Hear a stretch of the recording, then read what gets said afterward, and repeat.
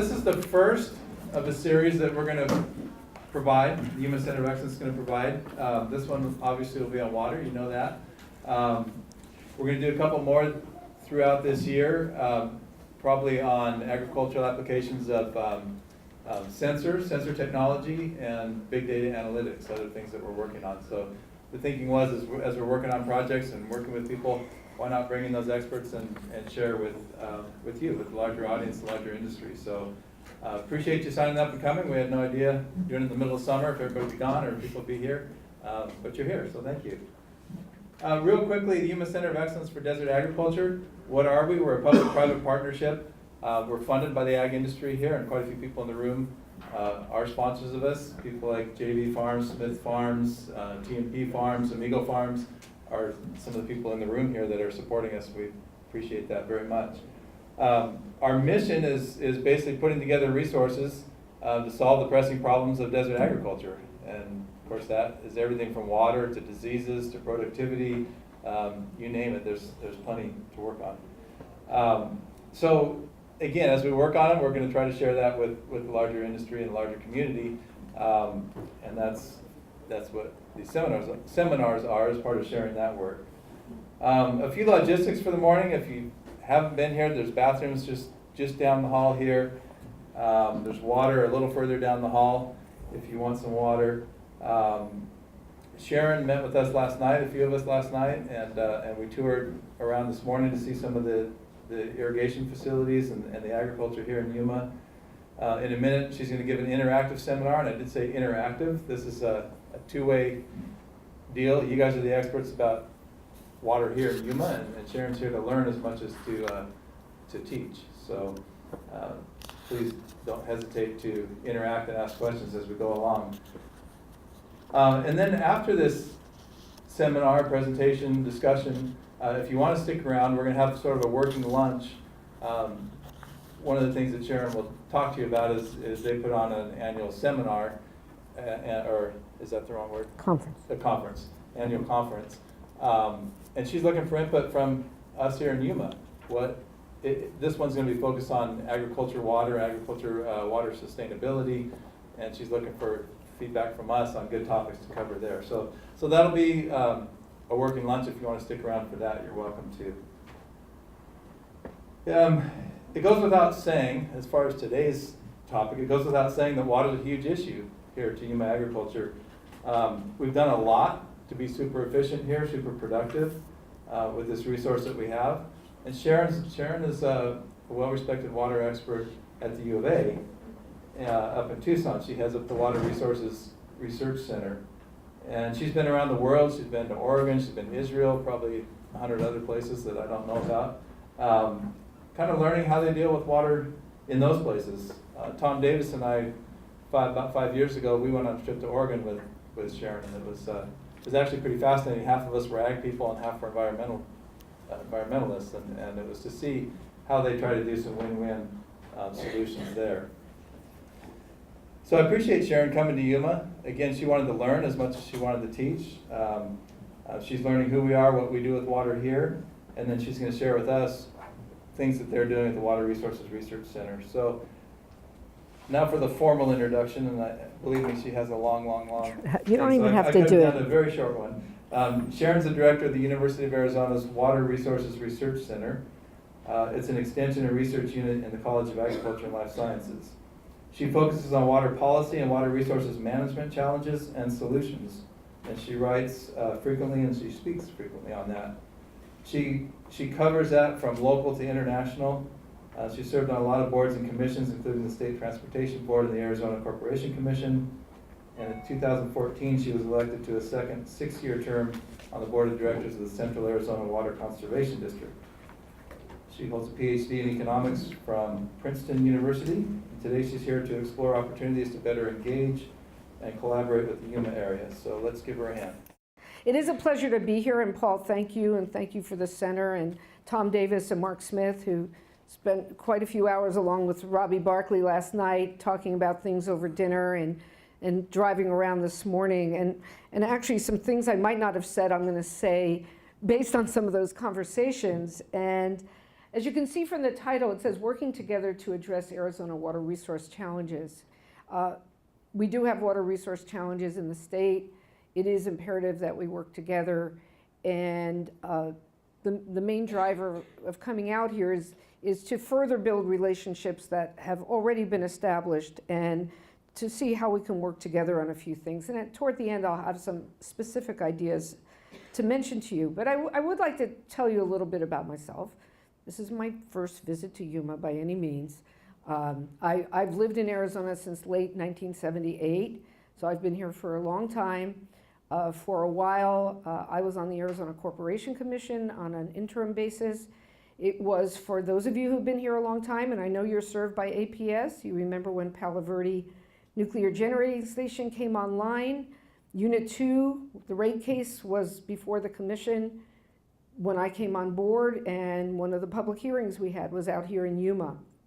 And so that would have been my first probably business trip to Yuma, which would have been in 85, 86 timeframe. And then from 91 through 97, I served on the State Transportation Board. For part of that time, John Hudson was the Yuma County representative to the State Transportation Board, and we usually held a meeting once a year in Yuma. The board went around.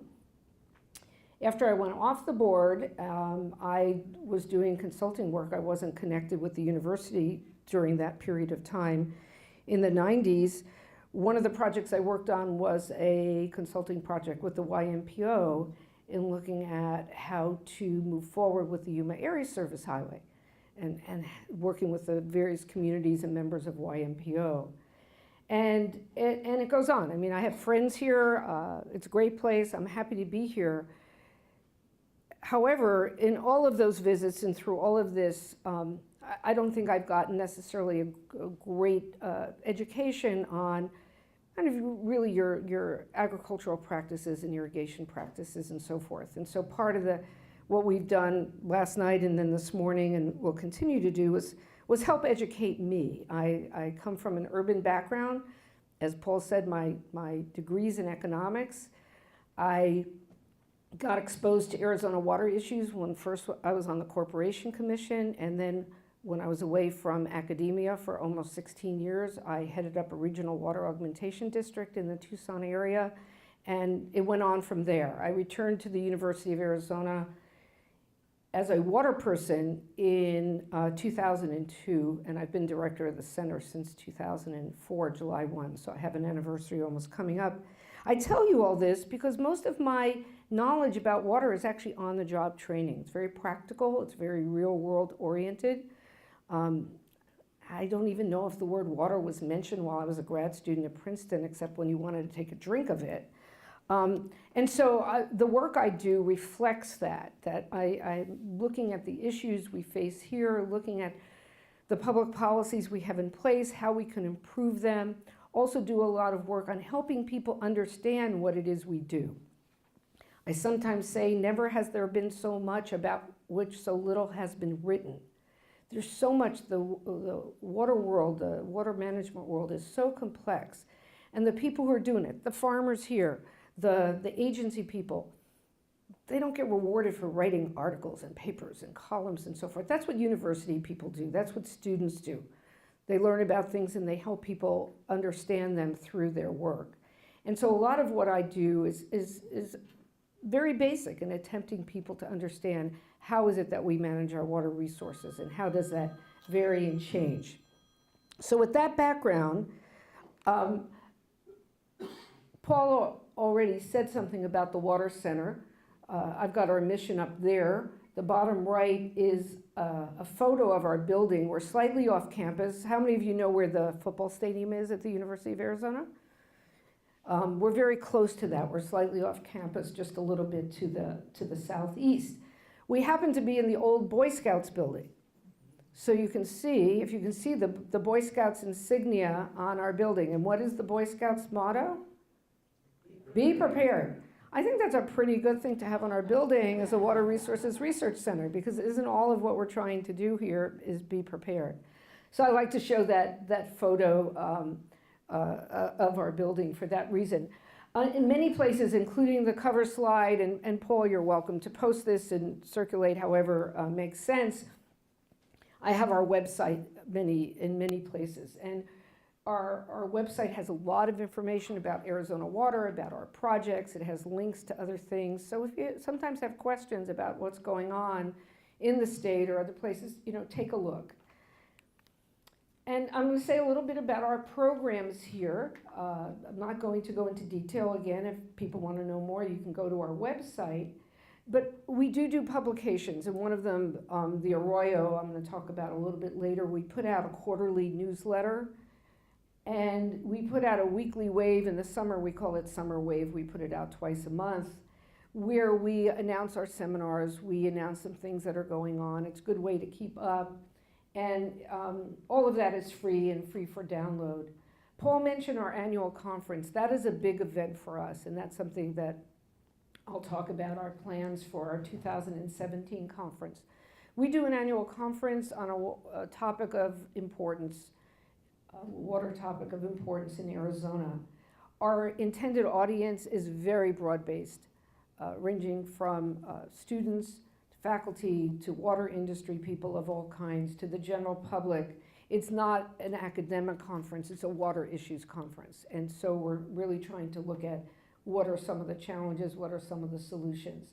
And we often hold it at the University of Arizona campus, but back in 2011, we actually held our annual conference here in Yuma at the Pivot Point Conference Center. Our topic was desalination. We thought it would be good. And in fact, Maria's here from the Yuma area office from the Bureau of Reclamation. We had thought we were going to hold the conference while the test run was still going on, the 1 year, 30,000 acre foot test run, except that you got it done quicker. And so it ended about a month before our conference. Our conference was in April. The run was done in March. But we did tour the Yuma desalting plant, and we had great collaboration from the Bureau of Reclamation in delivering that conference. But most often it's held in Tucson, and the 2017 one will be there at the Student Union. We do brown bag seminars. They're usually at lunch, which is why we call them brown bag seminars, but sometimes they're in other times of the day. We now as long as the speaker allows it, we web broadcast those. So if you get on our subscribe list, which I've shown the connection for that, there's also a link on our homepage. You can see what we're doing seminars on, and then just decide to tune in the time and day of the seminar. There's instructions on the notice of how to do that. And we sponsor or co-sponsor other forums. We are the home, we meaning the Water Resources Research Center, to Arizona Project WET, Water Education for Teachers. Faculty member Carrie Schwartz is the leader of that. It's a very dynamic, far-reaching program of training teachers how to teach water resources to their students. They have guidebooks. There's a Colorado River guidebook. It's been translated into Spanish. And they do their programs, they customize it for the local community further. This is part of a national program customized for Arizona, and then customized even further for the particular areas where they're delivering their programs. We have a program called Water Rapids that really deals with connecting water planning and water availability issues all over the state, with a particular focus on some of the smaller and more rural communities. We have had a long-term project in partnership with Bureau of Reclamation in the Gila watershed. We're doing some work in Globe. Done some work with the small town of Clarkdale. We were here about 2 years ago for a workshop related to a roadmap that we were developing for incorporating environmental water demands or needs into Arizona water planning. We participate in a federally authorized transboundary aquifer assessment program. The Colorado River part of our border is not included in that. We're working on the San Pedro and Santa Cruz aquifer areas to the east of here. And we do quite a bit of work. I personally do quite a bit of work on groundwater governance and management. Groundwater is very important to large parts of our state, and issues relating to its management and its governance are important. And in many areas, Arizona's quite a leader in its approach to managing its water resources, both surface water and groundwater, and even sometimes together. And part of what I do is, again, I alluded to this earlier, help people understand what we do. At a seminar recently, somebody from Israel was there, and I was talking about our statutory structure for recharge and recovery of water and water banking. The person said, wow, I wish I would have known that a year or two ago when we were trying to figure out how we were going to do some of this, because we have a very good system for permitting storage and recovery. We do water quality work. Dr. Jean McLean is our associate director. She works very closely with Channa Rock, who's here. So Channa, I'm very glad to see you, who's based at the Maricopa Ag Center. Jean McLean, Channa, and I are all faculty members in the Department of Soil, Water, and Environmental Science, but I don't get to see Channa very much, so it's great to see you here. And they've got some project work. Jeannie was just here last week, I think it was, collecting some water samples. She does a lot of work on antibiotic resistance and soils and that sort of thing. And for all of what we do, partnerships are extremely important. Again, part of the reason, or the main reason I'm here. And I did leave out 25 copies. This is a little fuzzy from my blowing it up of our summary, a 4-pager on our 2014 activities. We're actually in the process of laying out our summary for 2015. We report this by calendar year, and we attempted to map the various locations where we had some touch points of our projects. I mean, clearly our newsletters and our conference draws from many different communities, but these were where we had something specific going on. So you can see, yes, a lot around the metropolitan area, but a lot also spread outside of the metropolitan areas. So I'm going to sound, maybe for the next slide or so, a little professorial. I am a professor. I am part of Cooperative Extension. I'm a specialist with the Cooperative Extension. I do research, I do administration, and I also have a teaching responsibility. And my main component for my teaching is I teach a graduate class each year in Arizona water policy. I teach it in the spring. In fact, Tom Davis has been one of my distinguished guest lecturers now for 2-3 years. It comes in with Brian Bencher from Maricopa Stanfield Irrigation and Drainage District and does a great job covering agricultural issues. And so this class is a class in water policies. So I start out at the very beginning of the class, defining what is policy, and then saying what determines policy. And I just put up this list because these are the things you would expect, right? Where you are, what water resources are there. But I underlined a couple of things. And one aspect that's extremely important is the legal framework. And another is kind of to what degree things are centralized or decentralized. You know, it's been mentioned, I've done quite a bit of work in Israel. I understand their water management system and structure. It's a very centralized one. There's a lot of authority vested in the Director General of the Israel Water Authority.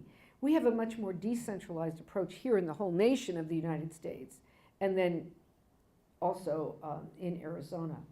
And I like to talk about the importance of context.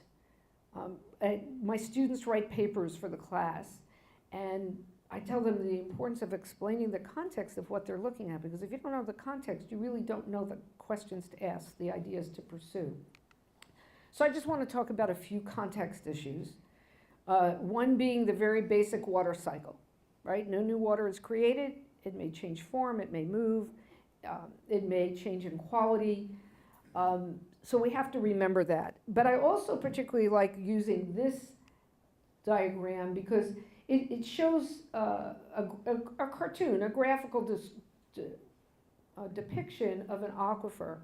And an aquifer is not some pristine lake that just happens to be underground, you know? And so I like this because it has this little blow up showing that it's water interspersed with materials, and then wells will pull it up. So, you know, just a thing we have to remember. And then another thing is, it has to do, I mentioned the legal governance context. And Mark Smith, I put this slide in because Mark mentioned many times in the hours we've been talking about that you can't paint agriculture with a single brushstroke. You can't paint water situations with a single brushstroke. It's absolutely true. There's tremendous variation where you are. And I make this point to international audiences and sometimes national audiences, because sometimes you see in discussions, people paint the US with one color. US is a water abundant state. It may show up in blue in international maps that are showing water availability situations. And we know that's not the case, that the US is not the same. And so the point here is that instead we have a mosaic. This happens to be from a study I did, a simple survey that looked at states, do you recognize the connection between surface water and groundwater? The hydrologic cycle recognizes that connection, but sometimes laws do not. And that will affect what you see on the ground, so you see a mosaic. And then even within states, there's tremendous authority vested in the states with water and water management. In fact, the main contributors of the federal government have to do with water quality, the Safe Drinking Water Act, the Clean Water Act, dealing with discharges, and then interstate waters like the Colorado River and even potentially interstate groundwater. But then if you get to the state of Arizona, the states have a lot of autonomy in what they choose to do. And in Arizona, we too have a mosaic within our state. We have areas where we manage groundwater called active management areas.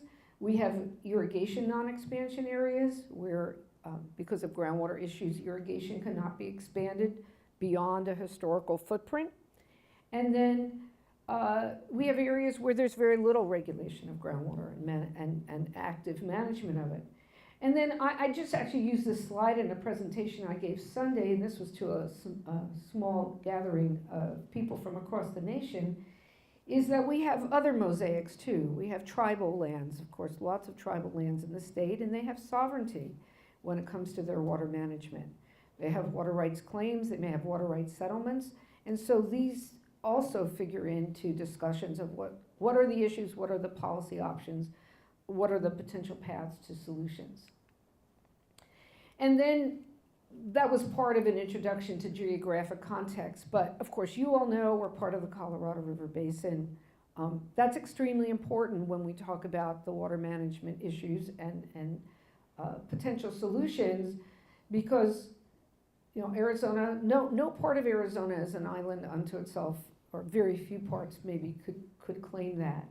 And so we have to, and we do work with the 6 other states and the Republic of Mexico. And then again, because we had this discussion last night at dinner, I put in the map that's from the Bureau of Reclamation Moving Forward report, which was a follow-up to the 2012 Colorado River Basin Water Supply and Demand Study, to just underscore the fact that the Colorado River Basin has hydrologic boundaries, but then there are uses that extend beyond those hydrologic boundaries. So, for example, these crosshatched areas, Los Angeles, Denver, these are areas that water is transported to, and so there's lots of users. It's estimated that maybe 40 million people in this area depend on water from the Colorado River in one way or another. And that's a lot of people when you think the US population's somewhere around 350 million? I haven't looked at the recent numbers. That's 10% in some way depend upon the Colorado River. Okay, so just an Arizona snapshot. This water map poster's out there in the hall, and we're in the process of redoing it. This was version 3. And these are just some numbers. I don't want to dwell on them. It's estimated currently, this is by the Department of Water Resources, that about 7 million acre feet of water are somehow used in the state of Arizona. If you look at the distribution of it, about 40% of that is groundwater. Obviously, some areas are 100% dependent on groundwater, and other places maybe virtually 0% dependent on groundwater. So it's about 40%. Another 40% is really Colorado River water at these numbers. The amount we can use is fixed from the Colorado River. We had some interesting discussion this morning looking at that. The Department of Water Resources reports, when you look at the uses of water, that about 70% of that, I tend to use the terms diverted or extracted. It's not necessarily consumptive use. We had a long conversation. We're not going to settle that matter today. When I put up these numbers, I've been using these general round numbers for a number of years now, and I was actually pleased when the Department of Water Resources updated some of its numbers and they matched. That was good. The point is it's a lot. You know, on a percentage basis, it's a lot of the pie. If it's 65%, if it's 75%, some reports have higher numbers. But that's just something that we recognize. As I mentioned, groundwater is regulated in active management areas only, and in our state, the groundwater and surface water laws are not integrated, but some of what we do is actually quite integrated. Now, I'm not going to go through this list. I decided to put this slide in there. This is a slide I use in many presentations to all different kinds of audiences to just give an idea of the kinds of issues we're working on as local communities, as regions, as states together, as sometimes nations together. And I used to call this slide my issues and challenges slide, and then I realized that embedded in that list are some of the key solutions. So like desalination. For let's say inland brackish water desalination, a major issue is brine disposal and the energy costs. But it's also a potential solution when you're looking at how do you meet future demands if you can treat water to a quality that then becomes potable. And so it's a long list.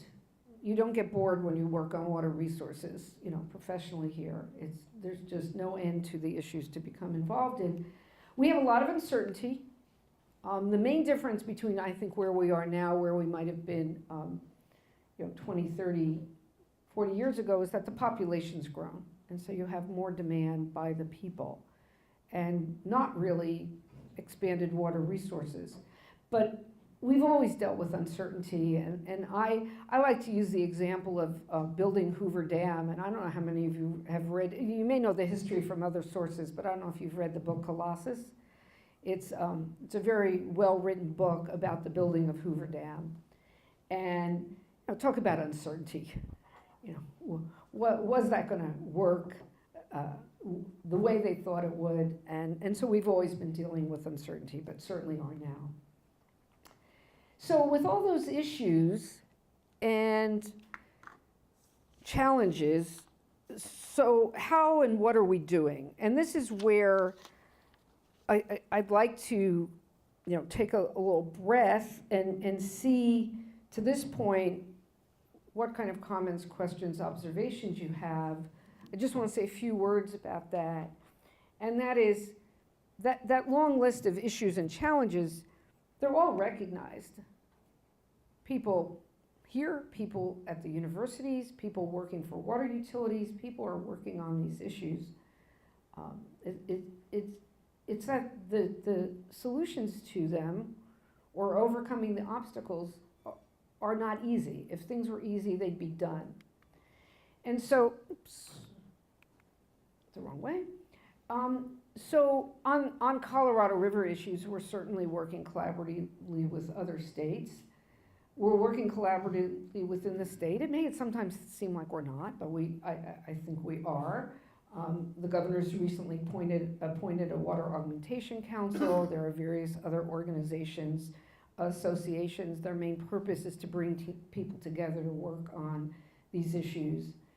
And the main thing we're doing on a constant basis is considering the options and then implementing some. And I separated implementation because sometimes the consideration goes on for a very long time. There's a very long lead time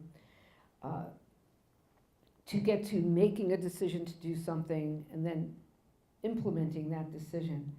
And so I put there, desalination, reuse, conservation, augmentation strategies, voluntary transactions, water banking.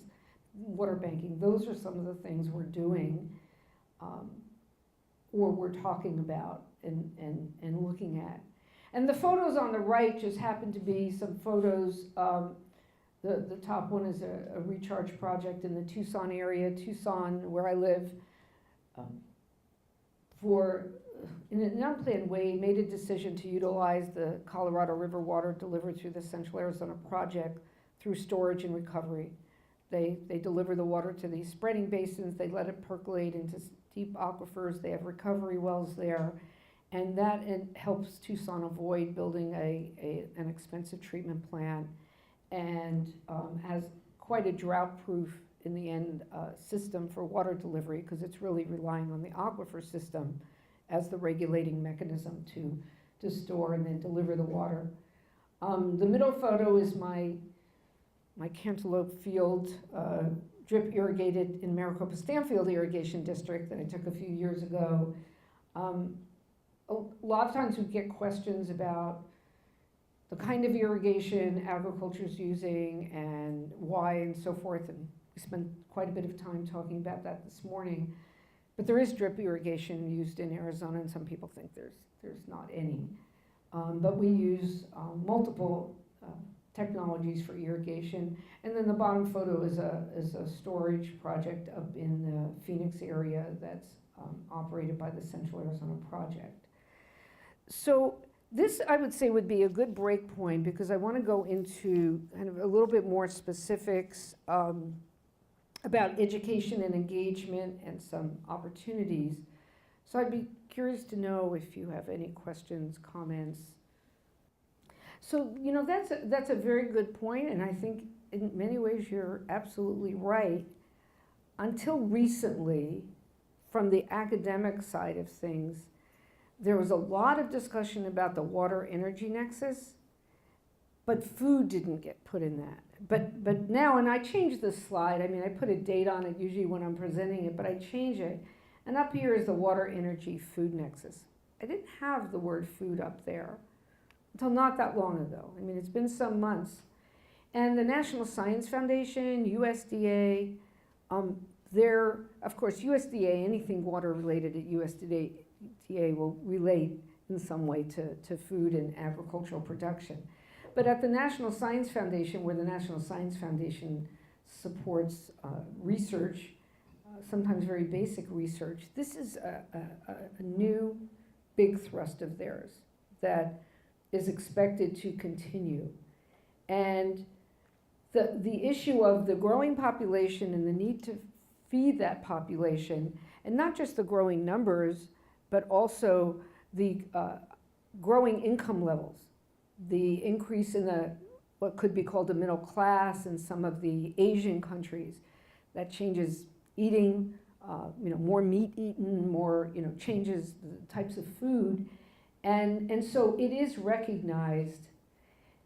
What I would just say is that it's really hard to deal with everything. So that's why you need teams, and that's why you need partnerships. But I would say that there's more recognition than I'd seen, in the last few years compared to prior to that. Other comments or questions? Yes, Paul. You made a comment about the increased demand because of more people, but I've also seen where water use went up, total water use in the state, up till 1980s, and then has come back down. Right. So could you speak about total water use? Yeah, and when I said more people, more water, more demand, if you look at the estimates of water used in the state of Arizona, and I'm not sure they're even comparable though. I mean, one of the things, if you look at certain numbers over time in our state, you have to ask, how were they measured, and are the measurements comparable? And so statewide on our map, it showed some number over 8 million acre feet, and then it went down to 7. And I don't know if that's due to better accounting or actual decrease overall. But we do know that some users in the Yuma area speaks to its decreased water use. We know in some of the cities, water demand has stayed flat or dropped in an absolute sense. So if you look at a city like Tucson, and I have it on my laptop, I don't have it in this presentation, you'll see water demand in 2015 very similar to where it might have been somewhere in the 80s or 90s, and you have a whole bunch more people there. So on a per capita basis, water use has gone down. And people have been, and in Phoenix, their per capita use has gone down, but last I checked, I think their total has gone up, but on a per capita basis, it's gone down 20% or more. And why is that? A lot of people have been trying to figure that out, and there's some obvious reasons in the municipal sector, and that could be with, new housing has low flow plumbing fixtures, people renovate old houses, a big user of water in the house are toilets, and that goes down as you replace those. People changing their landscaping practices, maybe not having these big yards, only a backyard, a front yard, or whatever. Rates, some rate increases, responsiveness to rates, but even then there's some that's just hard to explain. Is it because of better messaging about potential shortages of water, drought? We're in the 16th year of drought in the Colorado River system. Parts of the state haven't fared that well, and some areas have had some good winters here and there. So yes, we can be, let's say, happy about, and it's a good thing if something isn't going up, but even with the slowdown in the economy, we're rebounding from that. Growth is expected to return at more robust rates. So the long-term trend is still upward. But the type of water used, how it's used, like in Tucson, there's a lot of interest in rainwater harvesting. Now out here you get what, about 4 inches of rain on average a year? Is that 3 something? 3? In Phoenix it's about 7.5. Tucson historically has been about 11 to 12, but it's been going down. It's closer to 11 than 12, I think, these days. And so we have the 2 rainy seasons, and people are interested in rainwater harvesting, and that could work for people to replace some potable uses with harvested rainwater on their property, potentially more reuse. So the mix of water sources that are used and what they're used for may change as well. So when you talk about water demand is going to go up, it may not be in every single community at every point in time, but you have no reason to think it'll keep going down. Maybe may remain flat. So that's beyond my knowledge base. We've got other experts here who could answer that question. From being in the truck this morning with Tom and Mark and Paul, sounds like they're doing a very good job of managing the salt content and dealing through the whole methods of irrigation with salinity. I will say that salinity is a major issue for the central part of Arizona, as we've been importing Colorado River water through the Central Arizona Project. There's been tremendous salt load coming in, and Mark gave me the number. It's a ton per acre foot of water of salt. I mean, I did not know that number. That's a huge number. In Tucson, in Central Arizona, we're bringing in saltier water. We're doing this aquifer storage and recovery. That saltier water is mixing with ambient groundwater of lower salinity, so overall salinity levels delivered to my home are going up. When do you get to the point where either community decides it's going to do some treatment or leave it up to the individuals to, incur the costs? These are issues, but I can't answer your direct question because I unfortunately don't have the expertise to. Well, and if that's your point, I think that's something we've been talking about, and it goes back to this brush strokes. You can't lump every agricultural user together or region together. There are different circumstances in different regions. It's kind of no different that I recall growing up and they were talking about, reducing emissions from cars. There's a point of diminishing returns where that next little increment is very expensive. And in this case, it just may not be doable because you have to grow good quality food. And this comes back to, and with everybody's agreement, I'll get to the next part of the talk here, and that is the importance of education, and education at all levels, meaning K through 12, at the universities, adult education and the like. And so a lot of this has to do with education, and that is a focus of the Water Resources Research Center and many of us, of course, at the university. And this is a photo taken each spring when I teach my Arizona water policy class. Actually, the first thing I schedule is the date of our field trip. And our field trip is an all-day trip, 8 till 4:30. It's in the Tucson area, but we see facilities and treatment plants, you know, for wastewater, for Superfund groundwater that has to be remediated, to storage and recovery. And this particular photo is taken at one of the Central Arizona Project pumping stations that's in the Tucson area, Twin Peaks, with the students. And I always think a photo with hard hats makes a good photo to show, so I like to use this one. But seeing things, meeting with people, hearing from the experts, understanding, I mean, there's just so much that you can learn through your reading and through the classroom and so forth. And so a lot of it does take this kind of interaction that we're doing right here. And the students, I haven't seen their comments on the evaluation, but they usually love the field trip, especially because we feed them a really nice lunch during it. But to the point of education and how do we educate people? I mean, there are educators, people in colleges of education and teachers and all, who think about this day in and day out. This question about how do you engage people and educate them when it comes to water, which can be quite complex. It may seem like we don't have a crisis, and we don't. And so as long as good water is coming out of the faucet when people turn it on, people aren't really that motivated. And everybody's busy. And so we face the question of, we had this publication called The Layperson's Guide to Arizona Water. It was published in 2007. It's about 35 pages long. It's nice. But some of it's out of date, some of the numbers and things. And so we were thinking about, well, should we update that?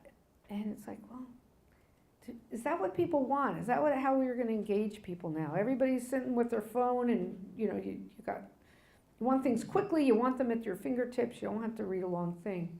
So with a colleague at the University of Arizona College of Agriculture and Life Sciences, Cody Sheehy, we embarked on a project that reached a culmination point in the last 2 months, but it's not over, and it's called Beyond the Mirage.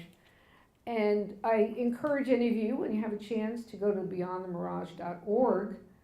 That's the website. And what this is basically a set of video clips. On this website, you can go watch stacks, create stacks. You can go and look at these clips. And each one of them ranges from 30 seconds to a minute or two long. Some of them are very, very short. And you can save yours. In fact, right here is mine, Arizona-Israel Connections. I created, and I didn't even realize when I put the snapshot on that this was one when I was playing around one day with this. But you can stack them together, you can save them, you can give yourself a credit, and you can share it through Facebook, LinkedIn. I had my students, I had my 15 grad students, there was a guest or two, for an hour one day. They divided into groups of 3, and they all put together their own no more than 5-minute video clips, and then we watched them. I mean, so master gardeners here, you know, if you have some time where you're together and, you know, you want to spend some time just looking at what can I learn about water in the region, that might be a fun exercise to do, or anybody else who's a teacher, or just for yourself, go in there and look at these clips, because the idea is that this is kind of a new way, a different way to educate and engage people on water and have people share through social media. The issue is that we have 250 clips on there, and they cover a lot of things, but there are a lot of things they don't cover. There are a lot of voices that aren't heard. There's very minimal coverage of Yuma agriculture in there, partly because limited budget, limited time. Money buys time to do certain things like this, and we got a nice grant from the Arizona Community Foundation, the first Arizona Water Prize, to do some of this. But I have a meeting tomorrow with Cody where I'm going to talk about, so what are our next steps? And I'll have that on my list of things maybe we could do together.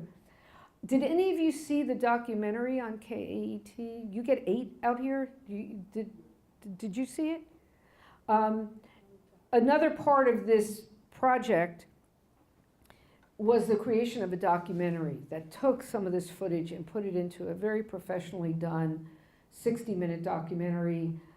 And then a longer one the longer one was first aired on the Tucson KUAT Channel 6, and then a month later was aired on KAET Channel 8 in Phoenix. It's not available for live streaming yet because this was done in collaboration with KUAT, Arizona Public Media. They're trying to market this to other regions in the country and maybe nationally. So I should have brought a Blu-ray disc. There is the potential to get a hard copy, a disc copy of it, but the documentary is not available for live streaming yet. It will be at some point. But this is really an example of the future of engagement in education, but it requires ongoing effort to keep from getting stale, to keep the broader coverage and the like. So here's my slide on possible ways of connecting with Yuma, that just a few that I put up. I think there are a lot of others, but this is focused on the Water Center. So I mentioned the annual conference, and Paul mentioned that's going to be, I think it's March 28th, 2017. I meant to double check the date. It's the last Tuesday in March at the Student Union. And we're planning our conference now. This is an example well, I'm going to come back to it. We need some good partnership and participation in the planning of this conference, and attendance, and maybe even sponsorship. I brought 25 copies with me of this annual publication that we put out that we call Arroyo. And for those of you who have it, you can see it's a publication that deals with a single topic in a newsletter format. And the intended audience is anybody interested in that, but it is for educated lay people. It is not an academic paper, and is not for the person off the street that has no interest. It would probably, the person would read half of a paragraph and put it down. But our topic, the selection of the topic, is made in consultation with the WRC External Advisory Committee, which is about 28, 29 people. We give them some choices, and they help us pick what they think is maybe one of the most important ones to look at. And so potable reuse of water, this one just came out in May. And this whole idea of how do we meet the future demands, and one of the resources that we have available to communities locally is treated wastewater that's often of very high quality to begin with and could be made even higher quality. And so this publication goes into it in some depth, and this gets distributed in a lot of different ways, and it helps educate many people across the country and even the world on these issues. And we start the Arroyo, so the 2016 one that was just issued, gets started the summer before. So we have an intern. We have one of Montgomery and Associates, one of the hydrologic consulting firms that we work with. They fund a summer intern at the Water Center who starts the research related to the next spring issue. So our next spring issue has to do with water banking and recharge. We've already started that one. Usually we select our topic at the External Advisory Committee meeting in December. I don't usually pre-select, but I kind of would like our one. This may sound a ways off, but I'd like our 2018 one to be about agriculture. I'm going to be making a push for that, recommendation for that, and that will coincide well with the fact that we'll hold the conference on 2017, and then that can feed into some greater in-depth investigation. If you take a look at this document, there's a lot of in-depth work that went into it. It's not something you just roll out in a 2-3 month period of time. So And then the Beyond the Mirage clips, I think there's some great opportunity to add a whole component. I'm not sure if Cody's been to Yuma much. I think he's been here. He's a wonderful photographer, can do some great aerial photography with his drone. And we'll talk with experts, interview experts, and then edit that into these very informative clips. So I see some real potential for doing some additional Beyond the Mirage effort focused on this area. Additional visits, I mentioned earlier brown bag seminars. You know, our seminars can be any day of the week, any week of the month. We tend to take the summer off because the students are gone and many of the faculty are gone. But from September through May, we schedule these, and we love to have people come from other areas. We'd love to host somebody from here. We did have 2 brown bags actually on the Yuma agricultural study that was completed, 2 years ago, Mark? Yeah, 2 years ago. We had Bill Plummer, who was very involved in that, and Professor Paul Brown, and then we followed up with a brown bag of George Friswold, who did the economic analysis for that study. And it's very useful to have presentations from areas not local of interest. And so we are happy to host those, and we're happy to have you attend remotely or even if in town sometime. And then I put this last one up about an Arizona road trip, and Paul alluded to the Oregon tour we did back in 2011, right? It was 5 years ago in the summer. We had gotten a grant. It was from the Walton Family Foundation at the time. We and our sister center in Colorado State, the idea was to bring together, at that point, the idea was to bring together agricultural and environmental interests and take them someplace to see where those 2 groups have worked together. And so we determined that we would go to Central Oregon. We went to the John Day, the Three Sisters Irrigation District, Klamath Falls, and we met over a several-day period with people who had worked on building trust, worked on implementing programs, and to me the trip had two real benefits other than being in a place I hadn't been to before, which was beautiful, and seeing salmon spawn and all that. That was great. But it had two real benefits. One was it built relationships among those of us who were on the bus. So there were about 19, 20 of us on the bus. You spend 3 days together, 3.5 days together. You get to know each other. And after the tour, there was some follow-up with people visiting each other's sites and so forth. So you build relationships, and you have to build relationships to kind of build trust to work together on some of these issues, because let's face it, I put up those issues, put up those solutions, possible solutions. There are different views on these things. Getting to yes on some of these things is not easy, especially when people don't want to pay for things. So some of these things are expensive. And the other main thing of benefit was that we learned how they went about building the trust, working together, how in certain cases some of these were people who would be irrigating pasture land to feed their animals, and how they tried to use less water to flood irrigate pasture land, but they were promised to be made whole if their feed was not sufficient. So that the downside risk to them was cushioned by a promise to make up any kind of shortfall there was. So to experiment and see the result, but not necessarily bear a direct economic consequence of that. And so we heard about people doing things like that and how they learned themselves about, okay, maybe you could do one less irrigation over a certain period of the summer and so forth. A clear takeaway from that was that it sure does help to have some money to put on the table. And because of salmon mitigation and environmental mitigation dealing with the Bonneville Power Authority administration, there were some funds that went to some of these trusts that formed to help work with the ranchers and others. And so you had a source of money. In Arizona, we don't have that, and that tends to be, people will do different things if you have some incentives, like you say, you cushion a downside risk. We tend not to really have the funds. So it's not like you go somewhere and you say, aha, this is our solution. It's not so simple, but you can get some ideas of things to pursue and what might work.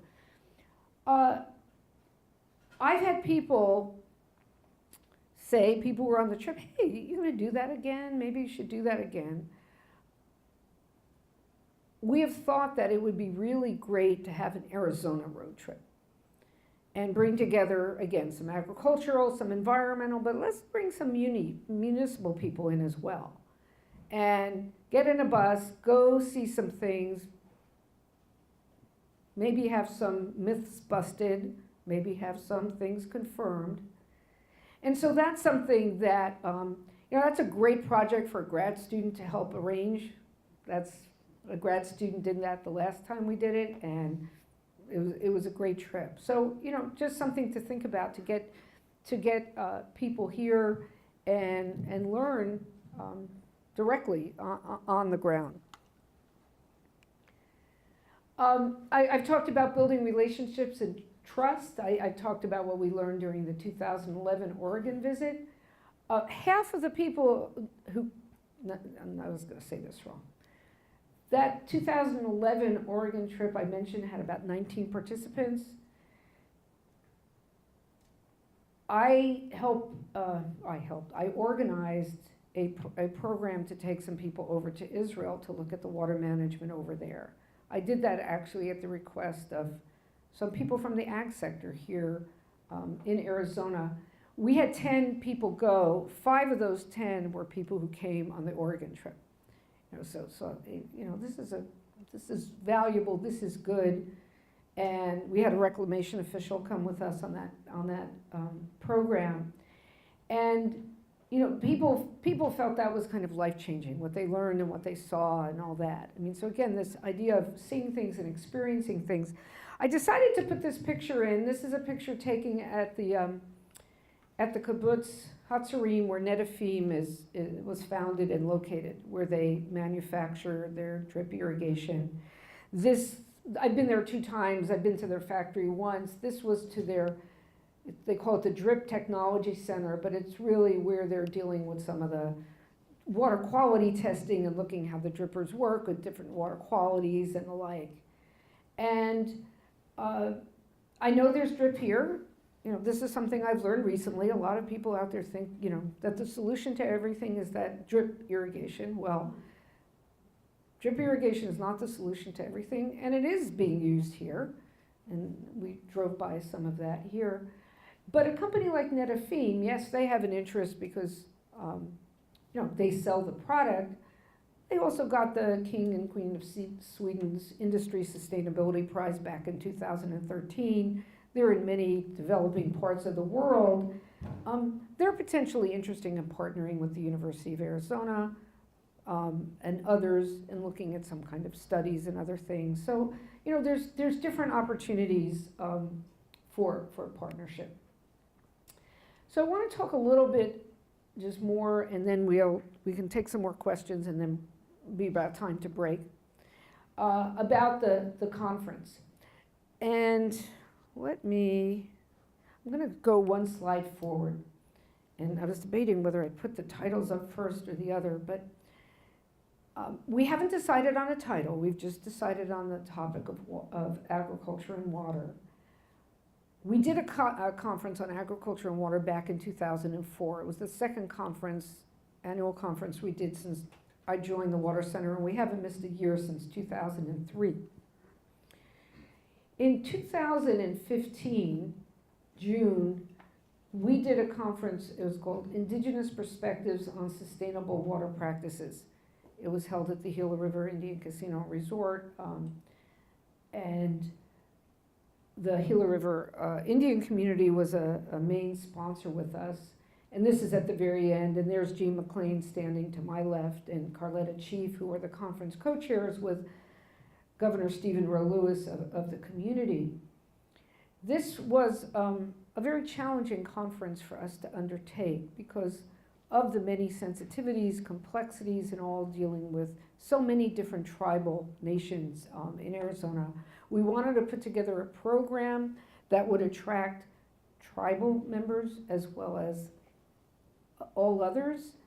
And so a lot of work went into selecting, by the planning committee and working on the agenda, and even selecting the title.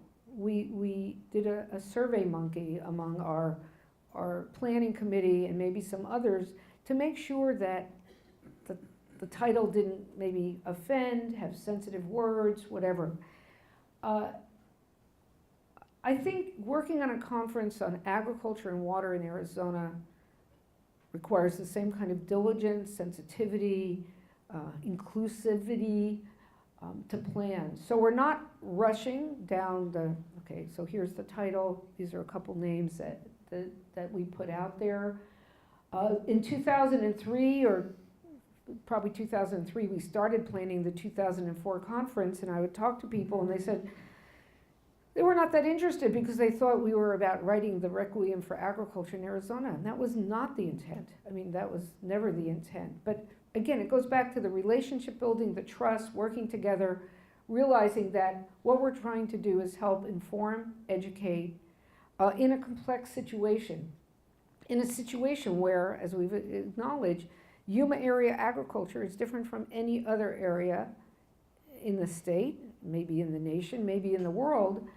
But then we have major issues in central Arizona. We have tribal agriculture. We have southeastern Arizona facing issues that relate to agricultural water use.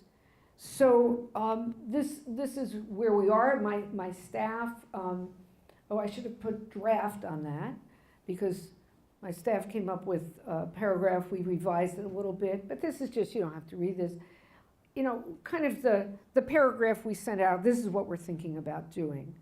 And it can be torn apart, it can be criticized and whatever, but it says outside the box collaborative thinking is essential to pave the way for Arizonans to move into our future water reality. I mean, it goes back to the question earlier about can we do more, can we squeeze out more efficiency here? Well, maybe we can, and that shouldn't, if people understand that, then you can have a different dialogue than if people don't. So our goal is to work with this area and others on developing the program and speakers. Our conferences are usually jam-packed with lots of perspectives. We usually have a poster session that isn't restricted to just students, so people don't get on as speakers. It's usually by invitation. We don't do and suggestion, but we don't do a call for abstracts like certain academic conferences.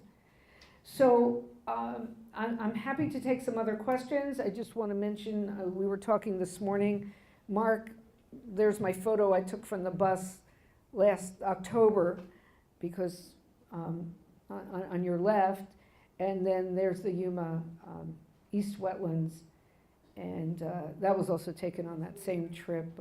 Is that the west? I'm sorry? I was just thinking that must have been during the, It was October.